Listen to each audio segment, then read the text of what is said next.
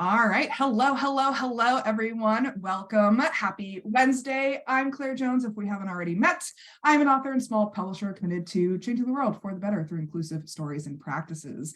And we are jumping on today for my Authorvision Facebook Live series, where I interview the amazing and inspiring authors in my network to discuss the personal visions that have shaped our lives and businesses and careers along the way. So if you're joining us, please like, comment, share below. Let us know that you're here. And today I'm talking to Sean, who is a creative extraordinary. You're always creating something, and we relate so hard on that. Yep. So glad to have you. Yeah, thanks for having me on. So let's jump into it. Tell me your backstory. How did you get to where you are today? So I went to school for creative writing, which means that I did not get a job in creative writing after I graduated, because that's not really how that works. But I ended up kind of through a series of accidents ending up in marketing, and it actually worked out really well because I still have my marketing business. I do copywriting, and that's what allows me to make a more than good living, and also have the time and space and energy to also work on my fiction, which is important to me because that was one thing I noticed early on, is that I didn't necessarily want to rush to being financially dependent on my fiction, because as soon as you do that, right, not that you can't be creative that way, but it changes the math a little bit. And I've always, and we'll get into this more as we go on, but I've always had a very strange set of tastes when it comes to my fiction, and I didn't want to have to sacrifice that in service of my income. So now I'm in a nice position where I can write exactly what I want and how I want to do it. And still put food on my table, which is the goal. Yeah. Tell me about the path between the creative writing degree and starting the business. Is that the biggest change that you made, or is that just one step along the way? Oh, I mean, that was a series of steps. So basically, my first real job out of college was a tech writing position that my aunt helped me get. And the biggest thing I learned there was that I hated tech writing and I never wanted to do it again. And so literally the next step was okay, well, and I also had to move back in with my parents after that, because I was like, well, I'm currently unemployed. Yeah. So then I literally just looked for writing jobs in Orange County. And the first one I found was at a place called Fit Body Boot Camp in Chino Hills, which is not Orange County, but somehow that's what came from. But funnily enough, I mean, literally that was the first job I applied for next was for content writing, so blogging basically. Got the gig, and then within the first 3 months or so, they had a head copywriter there who left, and I'd made a really good impression on the CEO, so he offered me the position. Wow. And again, that my degree was in just creative writing, right? I had zero marketing experience, zero business experience coming into this, but he trusted me to just kind of learn on the job, and taught me a ton. I basically just spent the next 4.5 years soaking up everything I could about marketing and copywriting. Because one of the things I noticed early on too is that a lot of the big names in the field were and are freelance in one way or another. And I was like, oh, well, I could do that and make good money and then also have time to do my fiction. So that became the game plan. And then along the way, I actually, I would basically get up at 5 a.m. every morning to write my fiction. Wow. And then it was during that time I also hired a screenwriting coach, although he covers a lot of different kinds of fiction, named Art Holcomb. He's a brilliant teacher. He wrote for 4 different generations of Star Trek. Wow. And I would literally go and during my lunch hour, I would go and sit in the car and have my calls with him and review, that week's work. And so, yeah, it was really the discipline of having the 9 to 5. It was okay, I've got to find a way to squeeze in my dreams into this schedule. Even I don't care if it's ideal, right? What can I do to make progress and get closer to what the life I really want today? And that's always been kind of my guiding light is, whatever your circumstances, my circumstances have gotten better over time. But life always throws curveballs, right? There's always something that if you let it will get in the way of creativity, but you can just as easily decide, no, I'm not sacrificing this. This is always going to be part of my life. So yeah, that was kind of one of my guiding lights through it all. Yeah, I love that you said that you need to like commit to your creative output, because I think that's a very important step for creatives, because especially if we've been creatives for a very long time, for like most of our lives, we start to take it for granted that we are Yes. creative thinkers and creative producers. And I experienced that as well. It's like coming out of college, I had so much creative capacity, but no one really encouraged it for me. Right. And so I let it slide because there was no external motivations pushing me to make it a thing. But you really need to take the time and energy to develop that internal motivation if you want it to go anywhere, really. Right. Yeah, and I think with that, one of the things that's kind of inseparable for me from that same idea is the idea of point of view. Like, Mhm. one of the most important things to develop as a creative is like how not only like how do you see the world, but how do you carry that across in your work, right? Mm, In fact, one of the things that art would drill into my head was the goal is to always be writing the story that only you could write. mm, And I think that's more relevant than ever right now, right? Like, mm, when I look at everything happening with AI, part of why I'm actually excited for it is that it's like, okay, well, here's just a whole new set of tools to create faster and cheaper. mm. And I know there's some ethical concerns, which we'll get Yeah, to those too if yeah. you want. But ultimately, it's like I think the the people who are at risk are the people that haven't honed their point of view. Mm, And honing your point of view comes from reading a lot, living a lot, having interesting experiences, and writing a lot, and writing in ways that, and again, this kind of goes back to my, always needing that space for experimentation. It's being able to try things that might not work, mm, and just see how it feels, mhm, right? Or try things that don't fit the playbook that other people have given you, but maybe are going to be part of your playbook mhm, once you start doing them and figure out how to make them work, right? mhm. Um, and yeah, I think the kind of the bedrock of all that is just the discipline to show up and create Yeah, and write and do whatever you need to feed your creativity too. That's why, yeah. I'm just as disciplined about reading as I am about writing. Mhm. Um, and as easy as it would be to say, like, oh, watching TVs and movies counts, like it kind of does, but but Mhm. I Yeah, still read, yeah, right? I still yeah, read text on page for yeah. that exact reason. Hmm. And I love this aspect of like exploring and experimentation, because I think that that is such a key process of being a creative, because in our capitalist society, we think of creativity as a production, not like Hmm. just being creative for the sake of being creative. And especially in our schooling systems, we're taught to like sit down and produce the work and then move on, like without having any time to play around, to experiment, to draft, to get messy, and not really have an aim for the activity. And that's how you develop that point of view, is by playing around and being like, well, today I'm going to try, I don't know, red paint. Tomorrow I'm going to try yellow paint. Then the next day I'm going to try clay, instead. It's like that you have to remove this. It's this balance between removing the seriousness, but also taking the non-seriousness seriously. Right.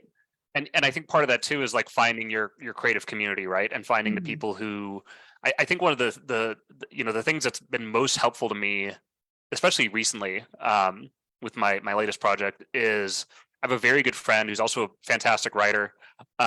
He and I are on very similar sort of creative wavelengths, and we've gotten into this great groove where I can share with him Mm, uh, my work in progress, and because he knows me so well, he very quickly grasps what I'm going for.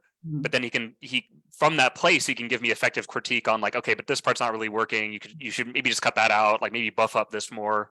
Um, and I think the part of the delicate dance over time is that the more you hone in on your unique style, the harder it is to find people like that. mm. Um, because it's kind of easy to critique a newbie because they just kind of make obvious mistakes that are Yeah, basically just formal mistakes. yeah, yeah. Um, but the more you develop your craft and have that sense of self, it's all the more important to surround yourself with people who get it, but also will still challenge you.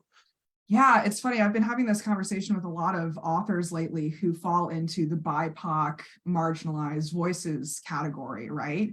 And they've actually been having a lot of trouble finding agents and publishers who will represent them, because although there's a lot of people out there who are looking for diversified voices, they don't necessarily have the confidence that they'll be able to support them as well as they think they should be able to support them, because they're not part of that community. They don't have that voice in their head, so they can't offer the type of guidance that you're talking about, because it's such a specialized worldview when you're in that community and you have references, you have shared experiences that you kind of need in your partners when you are embarking on this type of career. Yeah, absolutely. And it's funny too, because I spent a lot of time studying not just the work of creators I admire, but like as much as I can, like try to see their careers, right? Yeah. Which I will say is one of the benefits of reading people who are dead, because usually that it's really easier to find that information after. But one of the things I've noticed is that anyone who's made a significant mark has that circle of like friends and protectors and champions, and it's one of those things that's I think we all have to find our own way of doing it, and it varies based on our own experience and identity, but I would say that's priority number one. And I think too, like that's one of the things I've been reflecting on recently, is like there is a strain of education in the arts which ends up being very punitive, right? It's like, oh, you did this wrong, how dare you, you should feel so ashamed, right? Yeah. And I would actually argue, especially for a younger artist or someone who's just now entering the field, like start by finding the people, like it's okay to have a few cheerleaders, right? Start by finding the people who just love you and want to support whatever you're doing, no matter what. And it's fine. It's fine to have a few of those. Eventually you do need to balance them out with people who will sharpen you. Totally. But the both sides of that are just as important. And I think especially like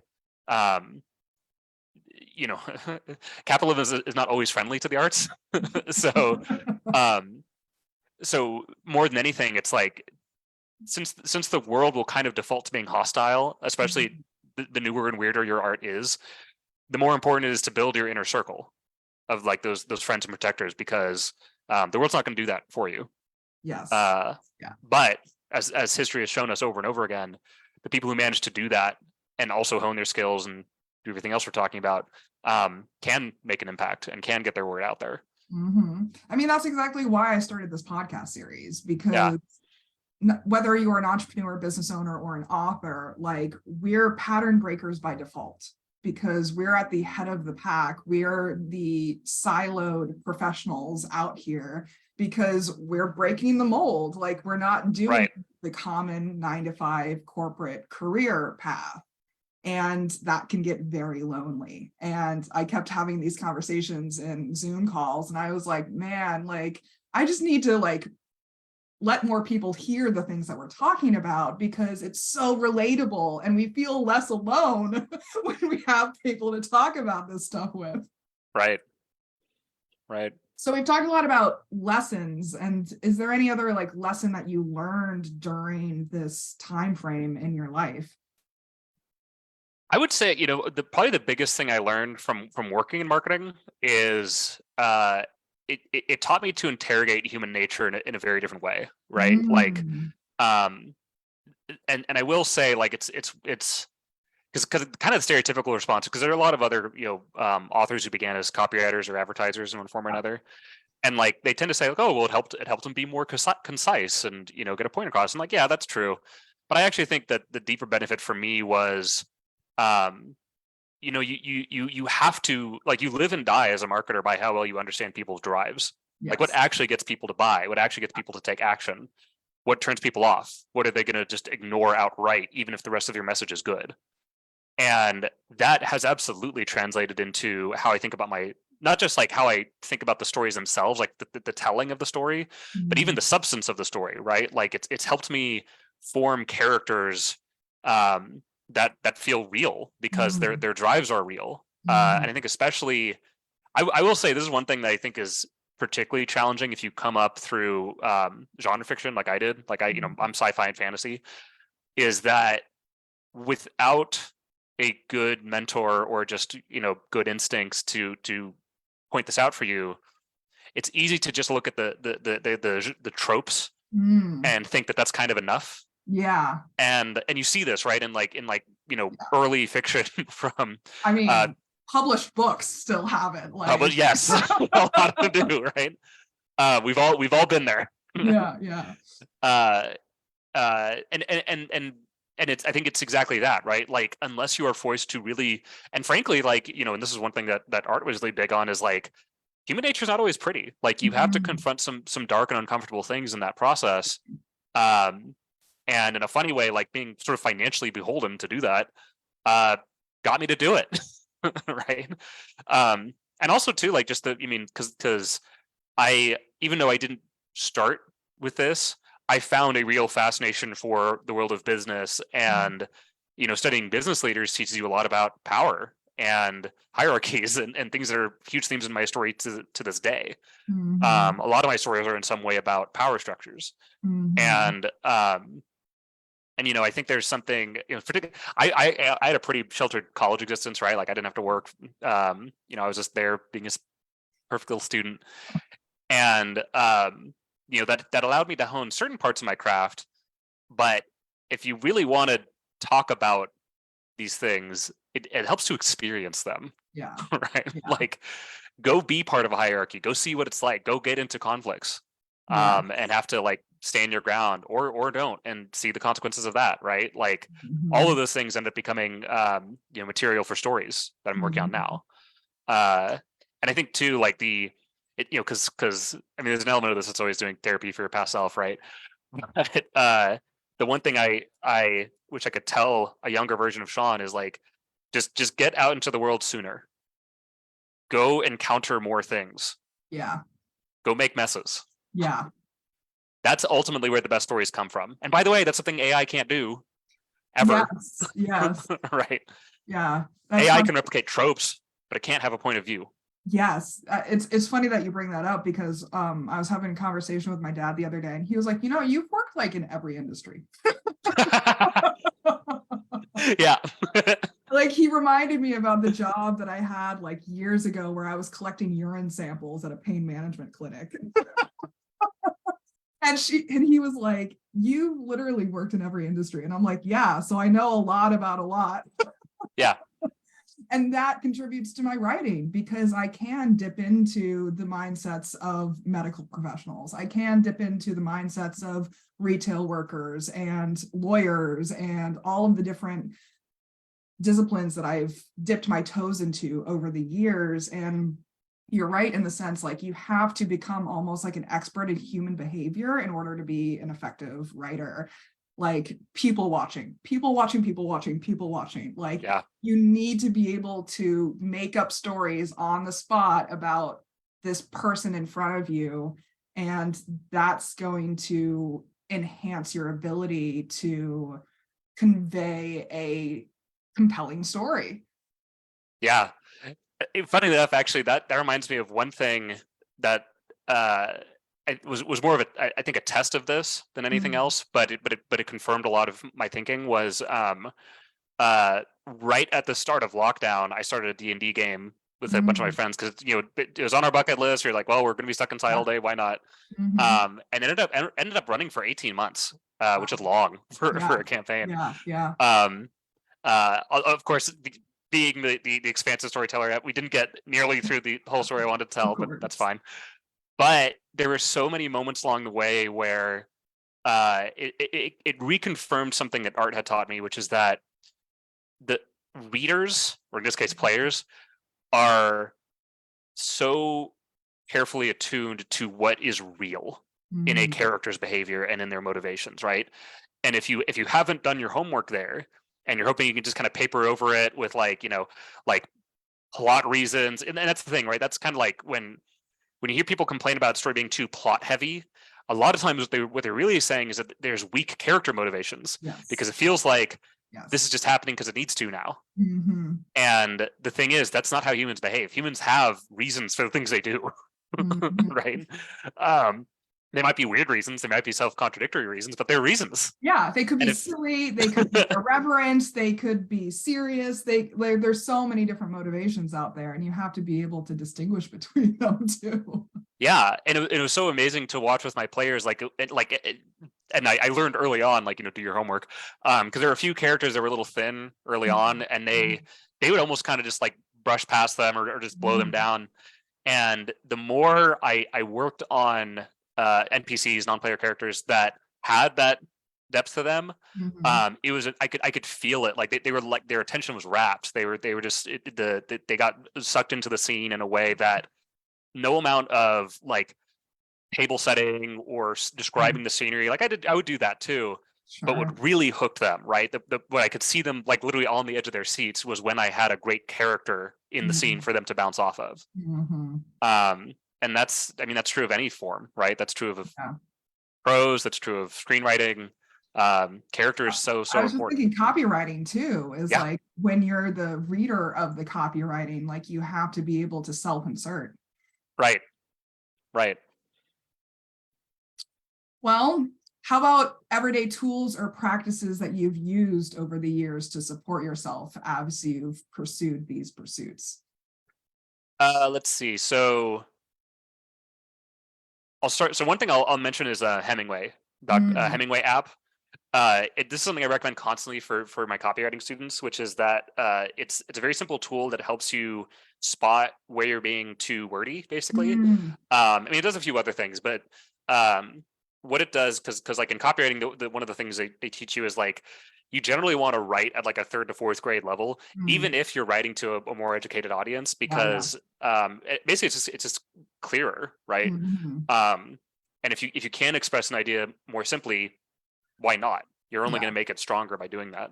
Mhm. And so what I love about Hemingway is because like I've always been at odds with not spell check, but the grammar tools that are like built into Word, and then Mhm. Grammarly I tried for a little while, hated it, ended up uninstalling it. Um, but what I like about Hemingway is that it's the only grammar tool I've ever seen that teaches you how to write instead of Mm. just kind of babysitting you and trying to fix the errors for you and usually getting it wrong, like Yeah. Grammarly often does. Yeah. Um, but it really does, like, and it's, I always joke with people, like, the reason why I don't really use it much today is because I have it in my head. Like I Mm. can literally feel Yeah. physically when Yeah. the sentence is getting too chunky and I need to break it down, right? Yeah. Yeah. And even though I give myself a little bit more rope when I'm writing fiction, because like fiction readers like a longer, they like some acrobatics in the Especially prose. in fantasy and sci-fi. Yeah, exactly.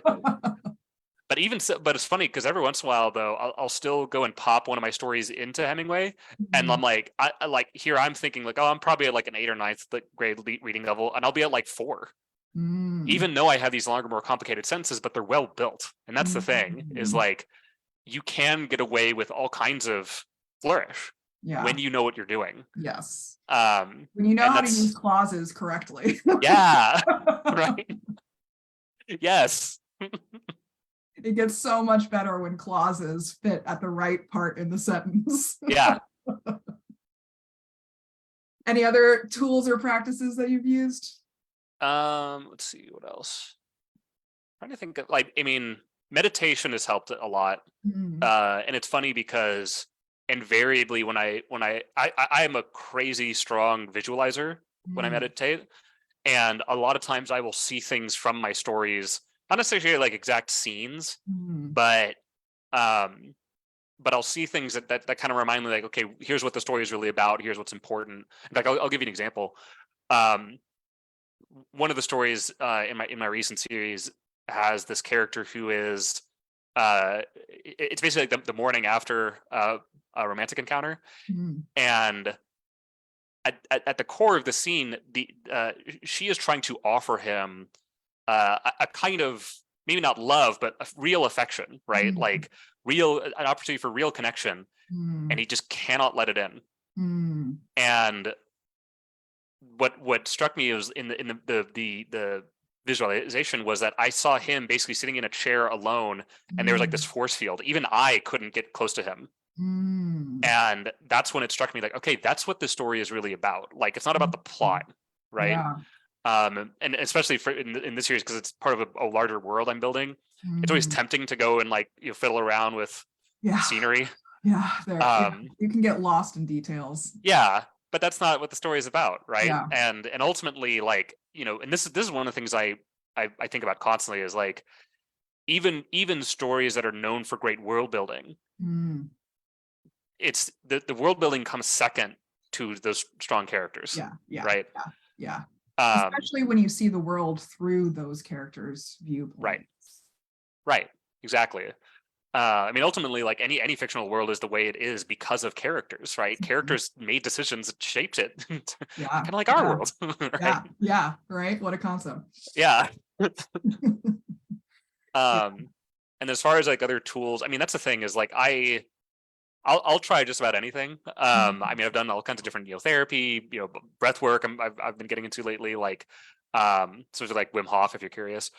But to me, it's all of them are just tools for kind of getting back to myself, like clearing away the noise and figuring out how I really feel about things. Whatever allows you to do that, keep doing that. Yeah. Like I spend a lot of time daydreaming and planning and strategizing when I'm falling asleep and waking up. Yep. Like I will usually stay in bed for an hour extra at both ends, like go to bed an hour extra and like stay in bed an hour extra just so that I can have that brain time. Like I'm not actually sleeping, but I am visualizing, I am brainstorming, I am thinking, I'm processing, and I really just need that time like, to have dark space, no one's around me except for my dog. Like, you need that. The echo chamber can work for you and against you sometimes. Right. Yep. Well, anything you want to add before we wrap up? Oh, here's a very good tool, I will say. It's as old as time, or at least as old as humans.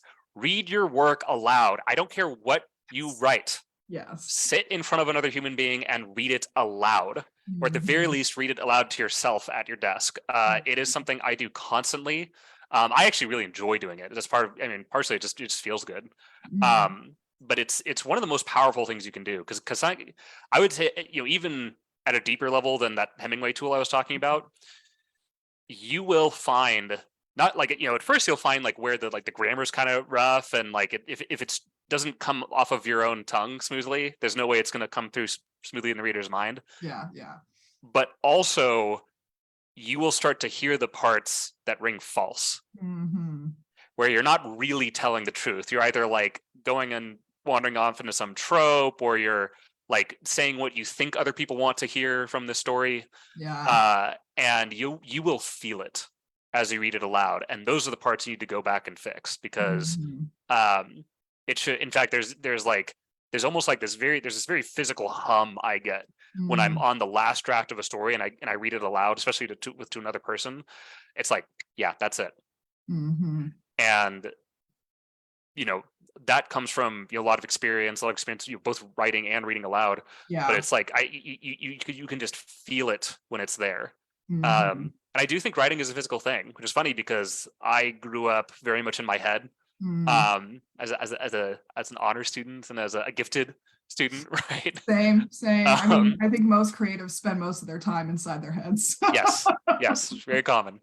But understand that, like, whatever. I mean, it's easier to say with the arts, right? The visual arts, because especially like physically painting or drawing. But writing is just as physical as dance, theater, painting, whatever. If you let it be. And I highly recommend you do, because you will unlock things in your writing that you're never going to get to just sitting there and thinking about it. Right. Yeah. I mean, my whole relationship to music changed when I made writing my full-time gig. Yeah. Like having music there to provide mood shifts, to provide perspectives, to provide emotional regulation for myself, to create drama, like when I'm doing battle scenes, like having really dramatic classical going on in the background. Like it completely changed my relationship to music, and bringing that 40 element to the writing process was a game changer for sure. Yep. Absolutely. Yeah. All right. Well, this is powerful stuff that we're talking about here. And audience, we definitely encourage you to share your own thoughts and feelings and insights and stories with us as well. We'd love to know how visions like these have impacted you in your own lives. Special thanks to Sean for joining me. It's been a pleasure. All right. So please comment, like, subscribe below. Check out linktr.ee/clairjoyance for all of my links. And then Sean, where can people find out more about you? So the project I was talking about is Arcane. It's a new video game I'm developing. You can find out more at arcane.io. Arcane is ARCHENE. So like Monarch plus Gene. That's how we came up with the name. And then we also have a subreddit. That's where I'm most active talking about it every week. So just r/Arcane. And all right, cool. And I'll make sure all the links are available for people as well. Awesome. So until next time, please remember that your visionary journey is extraordinary. It is wonderful, and you owe it to yourself to share it with the world around you. I do so many podcasts that I mix up my outlines every now and then. Yep. So remember that your visionary journey is extraordinary. It is wonderful, and you owe it to yourself to share it with the world around you. Take care, everyone. Bye.